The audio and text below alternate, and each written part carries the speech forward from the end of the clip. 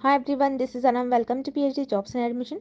सो आज के इस वीडियो से हम एमयूपेट यानी मुंबई यूनिवर्सिटी के पीएचडी एंट्रेंस टेस्ट सेशन 2022 के लिए हम यहाँ पर रिसर्च मेथोडोलॉजी के लेक्चर सीरीज स्टार्ट करने जा रहे हैं। जैसे कि आपको पता है कि आपके एमयूपेट के पीएचडी एंट्रेंस एग्जामिनेशन की जो लास्ट डेट है उसके लिए आपको एप्लीकेशन फॉर्म फिलअप करना है। उसकी लास्ट डेट है आपकी 12 अगस्त 2022।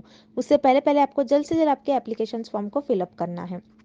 अब उसके बाद मैं आपको बता दूं, आपका जो एम यू पेट के एग्जामिनेशन का जो पेपर पैटर्न है वो आपको पता होना चाहिए, जिसमें आपको टोटल 100 एमसीक्यूज पूछा जाता है, जिसमें आपको 50 एमसीक्यूज आपको research methodology as well as current affairs से आपको क्वेश्चंस पूछे जाएंगे एंड 50 एमसीक्यूज आपके सब्जेक्ट से स्पेसिफिक। सो इसके लिए सिलेबस आपको जर्नल सिलेबस फॉलो करना है और जो सब्जेक्ट स्पेसिफिक है उसके लिए आपको मास्टर्स लेवल का सिलेबस फॉलो करना है। ठीक है, तो टोटल 100 एमसीक्यूज पूछे जाते हैं पेपर में, 400 मार्क्स यानी 50 फॉर पेपर 1 जिसमें आपको रिसर्च मेथोडोलॉजी पूछा जाता है एंड 50 फॉर सब्जेक्ट स्पेसिफिक जिसमें आपको आपके मास्टर्स लेवल का सिलेबस पूछा जाएगा। जैसे कि आप देख रहे हो आपका पेपर 1 रिसर्च मेथोडोलॉजी पर बेस्ड होता है, इसीलिए आपकी प्रिपरेशंस के लिए हमने रिसर्च मेथोडोलॉजी पर लेक्चर सीरीज लेकर आए हैं और एज वेल एज आपको कंप्लीट कोर्स भी देखने मिलेगा। जैसे कि आप देख सकते हो लेक्चर 1 है जिसमें हम मीनिंग ऑफ रिसर्च इस टॉपिक पर इंपॉर्टेंट एमसीक्यूज डिस्कस करने जा रहे हैं। अब मैं आपको, जैसे कि मैंने बताया, आपको रिसर्च मेथोडोलॉजी पर हमको कंप्लीट कोर्स प्रोवाइड कर रहे हैं। ये कोर्स आपको 3 लैंग्वेजेस में देखने मिलेगा, Hindi, English as well as in Marathi. तो तीनों लैंग्वेज में हम आपको ये कोर्स प्रोवाइड करते हैं। सो जैसे कि आप देख रहे हो स्क्रीन पर रिसर्च मेथोडोलॉजी का कोर्स, जिसमें हम आपको वीडियो लेक्चर्स प्रोवाइड करते हैं जो कि थियोरी और एमसीक्यूज दोनों लेक्चर्स है। थियोरी से आपके कॉन्सेप्ट्स बिल्ड होते हैं, देन एमसीक्यू से आपकी प्रैक्टिस होती रहती है, देन उसके बाद नोट्स है। नोट्स काफ़ी इंपॉर्टेंट नोट्स है और काफ़ी सिंपल लैंग्वेज में हमने ये नोट्स आपके लिए डिज़ाइन कर रखा है। काफ़ी सिंपलेस्ट लैंग्वेज है, लैंग्वेज यूज़ करी गई है। आप इजीली अगर इसे एक बार रीड करते हो तो आपके कॉन्सेप्ट्स क्लियर होते हैं।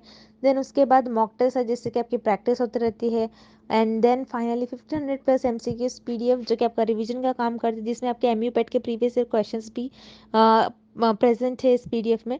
तो ये सारी चीज़ें हम आपको काफ़ी कम प्राइस में हमको प्रोवाइड कर रहे हैं, तो आपको जल्द से जल्द कोर्स को परचेस करना है। 100% गारंटी वाला कोर्स है। हमारे ही कोर्स से आपको एग्जामिनेशन में डायरेक्टली एमसीक्यूज पूछा जाएगा। सो प्रीवियस ईयर की जो बैच थी उसमें हमारा 99% सक्सेस रेट था। ज़्यादातर स्टूडेंट्स ने इस एग्जामिनेशन को क्वालिफाई कर पाया। तो आपको जल्द से जल्द हमारे इस कोर्स को परचेस करना है। परचेस करने के लिए स्क्रीन पर जो नंबर नज़र आ रहा है उस पर व्हाट्सएप के थ्रू हमें कॉन्टैक्ट करना है। याद रखना है आपको व्हाट्सएप के थ्रू ही हमें कॉन्टैक्ट करना है।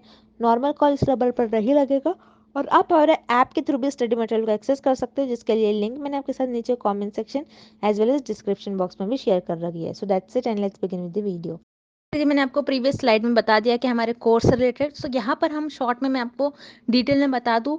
जैसे कि मैंने आपको बता दिया रिसर्च मेथोडोलॉजी पर हम आपको कंप्लीट कोर्स प्रोवाइड करते हैं, जैसे वीडियो लेक्चर्स है, थ्योरी और एमसीक्यूज दोनों वीडियो लेक्चर्स हम आपको प्रोवाइड करते हैं। थ्योरी से आपके कॉन्सेप्ट्स को हम बिल्ड करवाते हैं और उसी के साथ साथ एमसीक्यूज से हम आपको सारे ट्रिक्स बताते हैं कि आपको किस तरीके से ट्रिक्स यूज़ कर एमसीक्यूज को सॉल्व करना है। नोट्स काफ़ी सिंपल लैंग्वेज में नोट्स है। नोट्स में हमने ऐसे पॉइंट्स भी कवर कर रखे हैं जो कि आपके इंटरव्यू में आपके लिए बहुत हेल्पफुल होंगे। उसी के साथ साथ मॉक टेस्ट से आपकी प्रैक्टिस होती रहती है, आपको पता लगता है कि आपकी कितनी प्रिपरेशंस हुई है, कितनी और आपकी प्रिपरेशंस बाकी हैं। And 1500 plus MCQs revision PDF, जिसमें इस पीडीएफ में हमने 1500 से भी ज़्यादा इंपॉर्टेंट एमसीक्यूज कवर कर रखे जो कि सेंट्रल और गवर्नमेंट यूनिवर्सिटी में पूछे ही गए थे। तो आपको ज़्यादा से ज़्यादा हमारे इस कंटेंट से ही क्वेश्चंस पूछे जाएंगे। जैसे कि मैंने आपको बता दिया 100% गारंटी के साथ कंटेंट हम आपको प्रोवाइड करते हैं। सो आपको सारी आपकी पास करने की रिस्पॉन्सिबिलिटी हमारी होती है, तो आपको ज़्यादा टाइम वेस्ट नहीं करते हुए आपकी प्रिपरेशंस को स्टार्ट करनी है। स्क्रीन पर दिए गए नंबर पर आपको व्हाट्सएप के थ्रू हमें कॉन्टैक्ट करना है। नॉर्मल कॉल इस नंबर पर नहीं लगेगा, याद रखिएगा, व्हाट्सएप के थ्रू हमें कॉन्टैक्ट करना है। और आप हमारे ऐप के थ्रू भी स्टडी मटेरियल को एक्सेस कर सकते हो। सो ऐप को एक्सेस करने की लिंक मैंने आपके साथ comment section as well as description box में भी प्रोवाइड कर रखी है, जिससे कि आप 1 क्लिक में ही वहाँ से हमारे ऐप के पर 1 क्लिक पर से ही हमारे स्टडी मटेरियल को एक्सेस कर पाओगे। सो that's it and let's begin with the video. Find out करनी है, जैसे कि हम रिसर्च मेथोडोलॉजी पढ़ रहे हैं, सो हमें रिसर्च की डेफिनेशन क्या होती है ये पता होनी चाहिए। ओके, अब हम ऑप्शंस देखते हैं। पहले हम ऑप्शन सी देखेंगे, search for universal truths of life. So इसे हम कहते हैं स्पिरिचुअलिटी। अब स्पिरिचुअलिटी होता क्या है, जैसे ऐसे questions, where we will go after we die, why have we come to the world, हम इस दुनिया में क्यों आए हैं, उसे हम कहते हैं स्पिरिचुअलिटी। अब स्पिरिचुअलिटी रिसर्च नहीं होती है, दैट्स व्हाई यहाँ पर आपका ऑप्शन सी इनकरेक्ट हो जाएगा। देन आपको ऑप्शन बी गिवन है arriving at generalisations based on observe data. इस स्टेटमेंट को हम कहते हैं डेटा एनालिसिस। तो डेटा एनालिसिस ये आपके रिसर्च प्रोसेस का एक पार्ट होता है। ओके अब रिसर्च प्रोसेस क्या होता है जिसमें आप फर्स्ट स्टेप में डेटा को कलेक्ट करते हो, देन उस डेटा को एनालाइज करते हो, ऑब्जर्व करते हो और आपके ऑब्जर्वेशंस पर बेस्ड और आपके एनालिसिस पर बेस्ड आप कुछ कंक्लूजन देते हो। बट यहाँ पर आपको ऑप्शन बी जो गिवन है this is a part of research process, ये रिसर्च की डेफिनेशन नहीं होगी। दैट्स वाई यहाँ पर आपको ऑप्शन बी भी इनकरेक्ट हो जाएगा। देन आपको ऑप्शन ए गिवन है adoption of scientific method for creation and application of knowledge। तो यहाँ पर साइंटिफिक वर्ड बहुत इंपॉर्टेंट है कि आपकी जो रिसर्च होती है आपको रिसर्च में साइंटिफिक मेथड्स यूज करने चाहिए, आपकी रिसर्च साइंटिफिक वे में आपको परफॉर्म करनी चाहिए। देन इसी सेंटेंस का नेक्स्ट पार्ट है creation and application of knowledge. So आप क्या करते हो रिसर्च में, न्यू नॉलेज क्रिएट करते हो, न्यू थ्योरी क्रिएट करते हो और उसी नॉलेज का यूज करते हो और कोई प्रैक्टिकल लाइफ में उस प्रॉब्लम को सॉल्व करते हो। ओके जैसे फॉर एग्जाम्पल कोविड डिसीज के अगेन रिसर्चर ने वैक्सीन डेवलप किया। ओके सो रिसर्चर ने क्या किया, कोविड डिजीज के अगेंस्ट न्यू नॉलेज पहले डेवलप करी होंगी, न्यू नॉलेज दिया होगा, न्यू थ्योरी डेवलप करी होंगी, उसी नॉलेज का यूज कर इस वैक्सीन को फॉर्म किया होगा, इस वैक्सीन को बनाया होगा। तो रिसर्चर ने क्या किया, यहाँ पर पहले नॉलेज क्रिएट करा और उसी नॉलेज का यूज कर इस प्रैक्टिकल प्रॉब्लम को सॉल्व किया। सो रिसर्च आपकी साइंटिफिक होनी चाहिए और रिसर्च में हम न्यू नॉलेज और उस नॉलेज का यूज कर हम कुछ प्रैक्टिकल लाइफ में उस प्रॉब्लम को सॉल्व करते हैं। तो ये आपकी हो जाएंगी द डेफिनेशन ऑफ रिसर्च। अब रिसर्च में आपको 3 वर्ड्स याद रखने हैं from exam point of view. This 3 words are very important. First point is आपकी रिसर्च साइंटिफिक होनी चाहिए। देन सेकेंड आपकी जो रिसर्च होती है वो सिस्टमैटिक होनी चाहिए, मीन्स आपको आपकी रिसर्च में कुछ स्टेप्स कुछ प्रोसेस फॉलो करना होता है, आप रैंडमली कोई भी स्टेप को परफॉर्म नहीं कर सकते हो। सो आपकी रिसर्च सिस्टमैटिक होनी चाहिए। Then third is objective, means आपकी रिसर्च का एम क्या है, आप रिसर्च क्यों करना चाहते हो, गोल क्या है रिसर्च का। ओके इसलिए आप ऑब्जेक्टिव परफॉर्म, आपकी रिसर्च क्या होनी चाहिए, आपको आपकी रिसर्च का ऑब्जेक्टिव पता होना चाहिए कि एम क्या है। अगर आप जो आप रिसर्च कर रहे हो उस रिसर्च से जो रिजल्ट्स आ रहे हैं वो रिजल्ट्स क्या कोई प्रैक्टिकल लाइफ में हम अप्लाई कर सकते हैं, क्या लोगों के लिए वो बेनिफिशियल है, इसलिए हम रिसर्च हमारी ऑब्जेक्टिव वे में होनी चाहिए। First is scientific and the second word is systematic and third is objective. अगर आपको एग्जाम में ऐसे वर्ड्स में से कोई एक वर्ड दिखता है डेफिनेशन ऑफ रिसर्च में, दैट मीन्स वो आपकी डेफिनेशन हो जाएगी। दैट्स वाई यहाँ पर आपका करेक्ट ऑप्शन हो जाएगा option A, adoption of scientific method for creation and application of knowledge. Next question, Which one of the following statements is not correct? इस क्वेश्चन में हमें फाइंड आउट करना है कि कौन सा स्टेटमेंट करेक्ट नहीं है अबाउट रिसर्च। ओके अब हम ऑप्शंस देखते हैं। Option A, any person can do research. तो यहाँ पर आपका ऑप्शन ए करेक्ट हो जाएगा बिकॉज कोई भी रिसर्च परफॉर्म कर सकता है, चाहे वो डॉक्टर हो, टीचर हो, इंजीनियर हो, स्टूडेंट्स हो, कोई भी रिसर्च को परफॉर्म कर सकता है।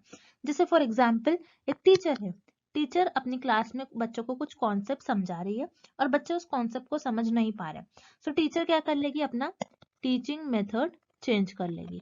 Okay teaching method teacher change कर लेगी जिससे बच्चे उस कॉन्सेप्ट को इजीली अंडरस्टैंड कर पाए। तो टीचर ने यहाँ पर क्या किया, टीचर ने रिसर्च परफॉर्म किया। ओके सो ये भी एक टाइप का रिसर्च हो गया। So any person can do research, this is correct about research. Then आपको ऑप्शन बी गिवन है, रिसर्च में be without hypothesis.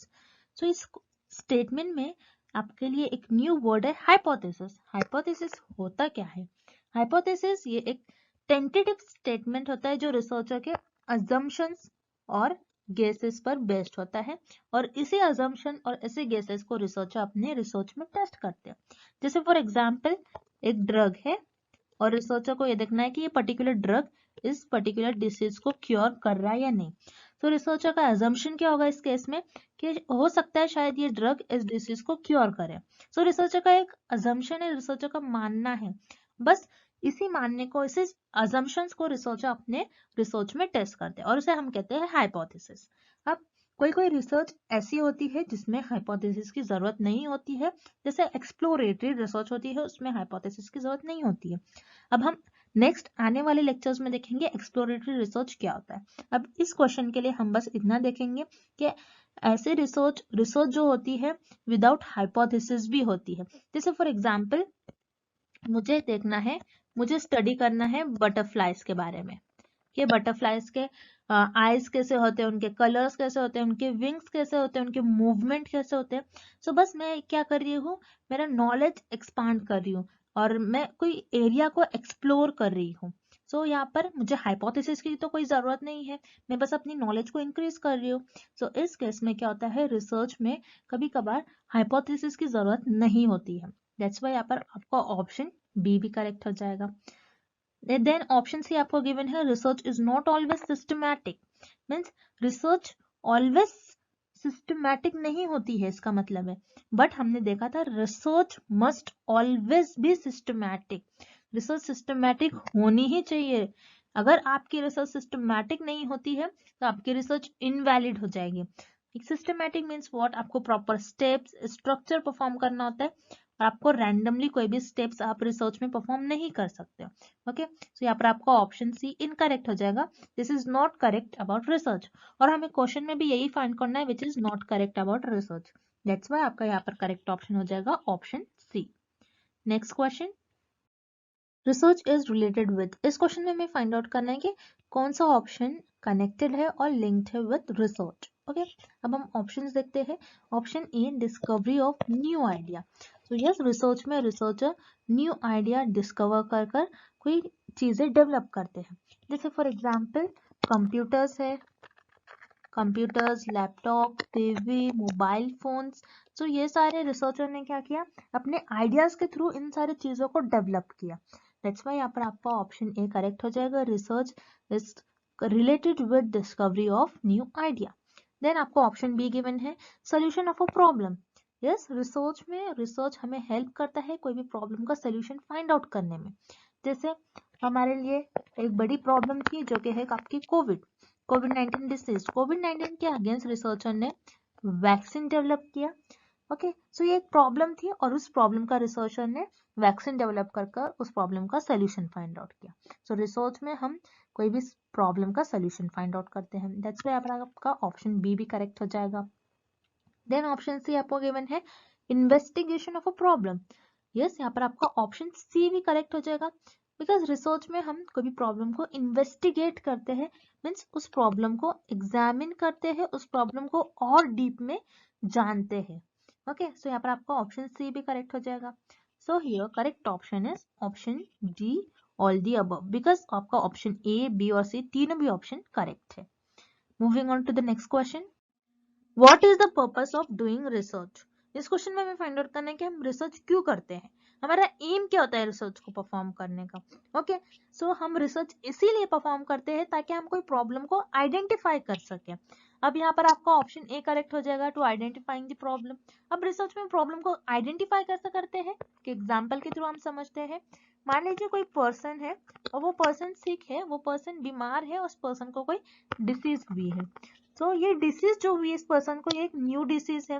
So researcher क्या करेंगे या फिर डॉक्टर क्या करेंगे, उस डिसीज को पहले आइडेंटिफाई करेंगे कि वो डिसीज है क्या। देन आपको ऑप्शन बी गिवन है, to find the solution. Yes, यहाँ पर आपका ऑप्शन बी भी करेक्ट है, क्योंकि रिसर्च इसीलिए की जाती है कि कोई प्रॉब्लम का सोल्यूशन फाइंड आउट कर सके। जैसे यहाँ पर आपने देखा एक पर्सन था और उस पर्सन को कोई डिसीज हुई है और वो डिसीज न्यू है, सो रिसर्चर उस डिसीज को पहले आइडेंटिफाई करेंगे। अब डिसीज को आइडेंटिफाई करने के बाद उसी डिसीज के अगेंस्ट रिसर्चर ड्रग डेवलप करेंगे और यू कैन से डॉक्टर्स उस डिसीज के अगेंस्ट ड्रग या फिर कुछ ट्रीटमेंट देंगे। सो यहाँ पर रिसर्चर ने और यू कैन से डॉक्टर्स ने क्या किया, इस प्रॉब्लम का सोल्यूशन फाइंड आउट किया। दैट्स वाई हमारे रिसर्च का एम और पर्पस यही होता है कि कोई प्रॉब्लम का सोल्यूशन फाइंड आउट करे और कोई प्रॉब्लम को आइडेंटिफाई करे। दैट्स वाई यहाँ पर आपका करेक्ट ऑप्शन हो जाएगा option C, both A and B are the purpose of doing research. अब हम नेक्स्ट क्वेश्चन देखते हैं। What is research? इस क्वेश्चन में हमें रिसर्च की डेफिनेशन फाइंड आउट करनी है। सो अब हम ऑप्शन ए देखते हैं, searching again and again. Searching again and again, ये रिसर्च तो होता है but this is not the proper definition of research. Because अगर मैं ऐसा बोल रही हूँ कि एक बुक है और उस बुक को मैं डेली रीड कर रही हूँ, सो वो रिसर्च तो नहीं कहलाएंगी, क्योंकि मैं बुक को तो डेली रीड करते जा रही हूँ लेकिन मैं कोई new theory, new concept, new ideas develop नहीं कर रही हूँ। दैट्स वाई यहाँ पर आपका ऑप्शन ए इनकरेक्ट हो जाएगा, ये आपका रिसर्च की डेफिनेशन नहीं होगी। देन ऑप्शन बी आपको गिवन है collection of information. Collection of information ये भी आपकी रिसर्च नहीं होगी, दैट्स वाई यहाँ पर आपका ऑप्शन बी भी इनकरेक्ट हो जाएगा। बिकॉज अगर मैं ऐसा कर रही हूँ कि मैं इंटरनेट के थ्रू कुछ इंफॉर्मेशन ले रही हूँ और उस इंफॉर्मेशन को कलेक्ट कर कर रख रही हूँ, तो ये रिसर्च हो गई क्या? मैं कोई पीडीएफ उठा रही हूँ और उस पीडीएफ को अपने पास कलेक्ट करके रख रही हूँ, या फिर कोई इंफॉर्मेशन कोई सोर्सेस से कोई बुक लेकर आ रही हूँ मैं अपने पास रख रही हूँ। कोई इंफॉर्मेशन को अगर मैं कलेक्ट कर रही हूँ तो उसे हम रिसर्च नहीं कहते हैं। दैट्स वाई यहाँ पर आपका ऑप्शन बी इनकरेक्ट हो जाएगा। Then option C, working in a scientific way to search for truth of any problem. So yes, यहाँ पर आपका option B correct, C correct हो जाएगा, क्योंकि देख रहे हो जैसे आप इस सेंटेंस में और इस डेफिनेशन में आपको एक वर्ड आ गया है साइंटिफिक। तो मैंने आपसे जैसा फर्स्ट क्वेश्चन में भी कहा था कि scientific word is very important, कि अगर आप आपकी डेफिनेशन में जब भी साइंटिफिक या फिर ऑब्जेक्टिव या फिर सिस्टमैटिक ये वर्ड्स देखते हो तो वो आपकी रिसर्च की डेफिनेशन हो जाएगी। सो हम रिसर्च को साइंटिफिक वे में परफॉर्म करते हैं, कोई भी प्रॉब्लम को फाइंड करने में, कोई भी प्रॉब्लम का सॉल्यूशंस फाइंड आउट करने में। सो दैट्स व्हाई यहाँ पर आपका ऑप्शन सी करेक्ट हो जाएगा। This is the definition of research, working in a scientific way to search for truth of any problem. Okay, next question, research refers to. इस question में हमें find out करना है कि हम किस ऑप्शंस पर रिसर्च परफॉर्म कर सकते हैं। सो यहाँ पर आपको ऑप्शन ए गिवन है रूटीन एक्टिविटी। रूटीन एक्टिविटी जो आप डेली परफॉर्म करते हो उसे हम कहते हैं रूटीन एक्टिविटी। जैसे आप डेली कॉलेज जा रहे हो, डेली स्कूल जा रहे हो, अब डेली बात ले रहे हो, अब डेली लंच कर रहे हो, अब डेली डिनर कर रहे हो, सो ये रूटीन एक्टिविटी हो गया। रूटीन एक्टिविटी पर आप रिसर्च परफॉर्म नहीं कर सकते हो, दैट्स वाई यहाँ पर आपका ऑप्शन ए इनकरेक्ट हो जाएगा। Then option B annual activity. Annual activity means what, आप जो ईयरली करते हो या फिर ईयर में एक बार करते हो उसे हम कहते हैं एनुअल एक्टिविटी। एनुअल एक्टिविटी पर भी आप रिसर्च परफॉर्म नहीं कर सकते, दैट्स वाई अब आपका ऑप्शन बी भी इनकरेक्ट हो जाएगा। Then option C occasional activity. Occasional activity means आप जो समटाइम्स करते हो, वो कभी कभार आप, समटाइम्स और यू कैन से आप कभी कभार करते हो, उसे हम कहते हैं ओकेजनल एक्टिविटी। इस पर भी आप रिसर्च परफॉर्म नहीं कर सकते हो, दैट्स वाई यहाँ पर आपका ऑप्शन सी इनकरेक्ट हो जाएगा। Then option D fact finding activity. Yes, आप यहाँ पर आपका ऑप्शन डी करेक्ट हो जाएगा, बिकॉज फैक्ट फाइंडिंग एक्टिविटी पर आप रिसर्च परफॉर्म कर सकते हो। अब फैक्ट्स क्या होते हैं, जैसे ऐसे टाइप के question, why sky is blue, sky blue क्यों है, why earth is round, earth round क्यों है। तो ये जो फैक्ट फाइंडिंग क्वेश्चंस है, फैक्ट फाइंडिंग एक्टिविटीज है, इन पर हम रिसर्च परफॉर्म कर सकते हैं ये देखने के लिए कि सच में अर्थ राउंड है या सच में स्काई ब्लू है। सो ये आपके फैक्ट्स हो गए। सो हम फैक्ट फाइंडिंग एक्टिविटीज पर रिसर्च परफॉर्म कर सकते हैं, दैट्स वाई यहाँ पर आपका करेक्ट ऑप्शन हो जाएगा ऑप्शन डी। नेक्स्ट क्वेश्चन देखते हैं अब हम, how would you define the research process. इस क्वेश्चन में हमें रिसर्च प्रोसेस की डेफिनेशन फाइंड आउट करनी है। सो अब हम ऑप्शंस देखते हैं। Option A, a method of collecting research data. So statement को हम कहते हैं डेटा कलेक्शन। सो डेटा कलेक्शन ये आपके रिसर्च प्रोसेस में एक स्टेप होता है जहां पर आप डेटा को कलेक्ट करते हो। सो ये आपकी रिसर्च प्रोसेस की डेफिनेशन नहीं होगी, this is the part of research process, that's why यहाँ पर आपका ऑप्शन ए इनकरेक्ट हो जाएगा। देन हम ऑप्शन सी देखेंगे, a method of presenting research results. तो रिसर्च रिजल्ट्स आप कब प्रेजेंट करते हो, रिसर्च प्रोसेस के लास्ट स्टेप में, this is the last step of research process, और ये भी आपके रिसर्च प्रोसेस का एक पार्ट होती है, ये आपके रिसर्च प्रोसेस की डेफिनेशन नहीं होंगी, दैट्स वाई यहाँ पर आपका ऑप्शन सी भी इनकरेक्ट हो जाएगा। Then option B, the stages or steps the researcher follows in carrying out the research project. तो यहाँ पर आपका ऑप्शन बी करेक्ट हो जाएगा, और this is the definition of research process. तो रिसर्च प्रोसेस की डेफिनेशन ये होती है जिसमें आप कुछ स्टेप्स परफॉर्म करते हो और उन स्टेप्स को परफॉर्म कर कर आप आपके रिसर्च का कुछ रिजल्ट्स फाइंड आउट करते हो और रिसर्च को आगे बढ़ाते हो। So this is the correct definition of research process. अब रिसर्च प्रोसेस के कुछ स्टेप्स ऐसे होते हैं कि फर्स्ट स्टेप में आप प्रॉब्लम को डिफाइन करते हो, देन नेक्स्ट स्टेप में आप डेटा कलेक्ट करते हो, देन उस डेटा को एनालाइज करते हो, एनालाइज करने के बाद उस डेटा पर कंक्लूजन्स निकालते हो और कंक्लूजन से रिजल्ट्स निकालते हो। तो हम रिसर्च प्रोसेस की करेक्ट डेफिनेशन बोलेंगे इन सारे स्टेप्स को, जहाँ पे हम स्टेप्स परफॉर्म कर कर कुछ रिजल्ट फाइंड आउट करते हैं हमारी रिसर्च के, ना कि कोई एक पर्टिकुलर स्टेजेस को हम रिसर्च प्रोसेस कहेंगे। ओके, दैट्स व्हाई यहाँ पर आपका करेक्ट ऑप्शन हो जाएगा ऑप्शन बी, द स्टेजेस और the steps the researcher follows in carrying out research project. Next, what is a pilot study? इस क्वेश्चन में हमें फाइंड आउट करना है कि पायलट स्टडी होती क्या है। सो पायलट स्टडी में पायलट्स एंड एयरप्लेन्स इन्वॉल्व नहीं होते हैं, दैट्स व्हाई यहाँ पर आपका ऑप्शन बी और सी इनकरेक्ट हो जाएगा। Then here option A, a small scale preliminary study. Yes, pilot study वो होती है जो रिसर्चर पहले एक स्मॉल स्केल पर करते हैं, अगर वो स्टडी सक्सेसफुल होती है तो उसे एक लार्ज एरिया पर, एक बड़े एरिया में रिसर्चर लॉन्च करते हैं। जैसे फॉर एग्जाम्पल गवर्नमेंट ने mid day meal program launch करा है। So mid day meal program क्या होता है कि कोई स्मॉल डिस्ट्रिक्ट में गवर्नमेंट कुछ स्कूल्स में बच्चों को खाना प्रोवाइड करते हैं, ये देखने के लिए कि बच्चे स्कूल में आ रहे या फिर नहीं, कि उनका एनरोलमेंट बढ़ रहा है नहीं। सो यहाँ पर गवर्नमेंट ने मिड डे मील प्रोग्राम किया है। सो गवर्नमेंट ने मिड डे मील प्रोग्राम किया तो एक स्मॉल डिस्ट्रिक्ट में ही पहले government mid day meal program launch करेंगे, ये देखने के लिए कि बच्चों का एनरोलमेंट बढ़ रहा है या फिर नहीं। अगर बच्चों का एनरोलमेंट बढ़ रहा है, अगर ये प्रोग्राम सक्सेसफुल होता है, सो गवर्नमेंट क्या करेंगे, इसी प्रोग्राम को हर एक सिटी में लॉन्च करेंगे। सो इसे हम कहते हैं पायलट स्टडी। तो यहाँ पर आपका करेक्ट ऑप्शन हो जाएगा option A, a small scale preliminary study. Okay, next, which of the following options are the main task of research? इस क्वेश्चन में हमें फाइंड आउट करना है कि रिसर्च के मेन टास्क क्या होते हैं। सो अब हम ऑप्शन देखते हैं। Option A, to learn new things. तो यहाँ पर आपका ऑप्शन ए करेक्ट हो जाएगा, बिकॉज रिसर्च का एम ही होता है कि हम कुछ new theory, new concept, new ideas को डेवलप करें। सो उसके थ्रू हम कुछ ना कुछ न्यू नॉलेज सीखते रहते हैं। सो यहाँ पर आपका ऑप्शन ए करेक्ट हो जाएगा। Then option B, research gives you the latest information. So यहाँ पर आपका ऑप्शन बी भी करेक्ट हो जाएगा, बिकॉज जैसा हम देखते हैं कंप्यूटर्स में न्यू न्यू लैंग्वेजेस आते हैं, मोबाइल्स में कुछ प्रोग्राम्स आते हैं, कुछ एप्स आते हैं। तो जब भी कोई न्यू थिंग्स डेवलप होती है, सो उसके थ्रू रिसर्च या फिर हम लोग कुछ ना कुछ न्यू इंफॉर्मेशन, लेटेस्ट इंफॉर्मेशन सीखते रहते हैं। So research give us the latest information, ये भी करेक्ट हो जाएगा।